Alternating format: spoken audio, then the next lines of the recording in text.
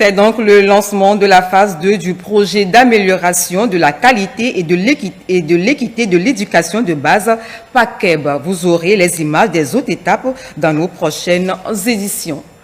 Une autre actualité nous amène cette fois-ci au nord du Togo, dans la région de la Kara. C'est là-bas que le barreau du Togo a effectué il y a quelques jours sa rentrée solennelle de la conférence de stage 2025. Cette cérémonie solennelle marque le début d'une année judiciaire, en l'occurrence celle de l'année 2025. Nestor Mouzou. Rentrée solennelle de la conférence de stage 2025 du barreau du Togo. Cette tradition, qui remonte à l'époque médiévale, ouvre les portes d'une nouvelle année judiciaire. Elle inclut des discours, des remises de prix et des hommages à des personnalités du monde du droit.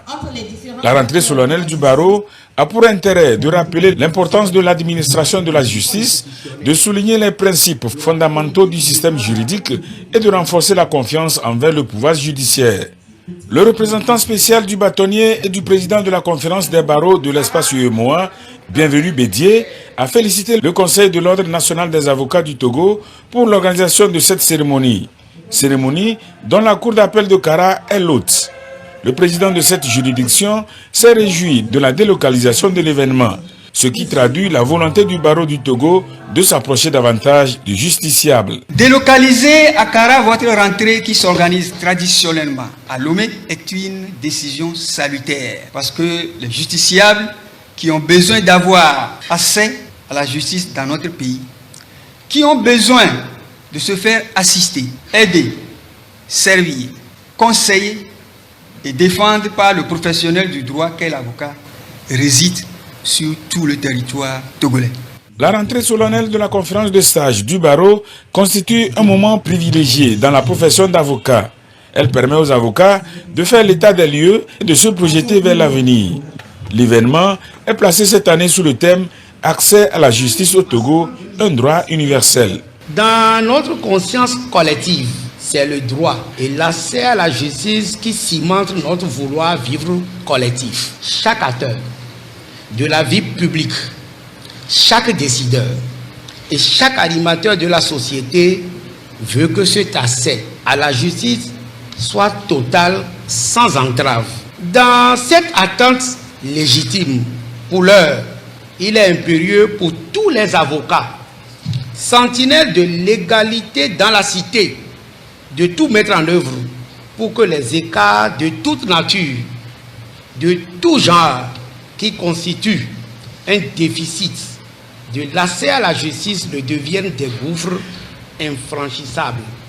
S'exprimant à son tour, le garde des Sceaux, ministre de la Justice et de la Législation, a souligné que le thème retenu s'intègre dans la feuille de route gouvernementale 2020-2025 dans la mission 3 intitulée « Assurer la sécurité, la paix et la justice pour tous ».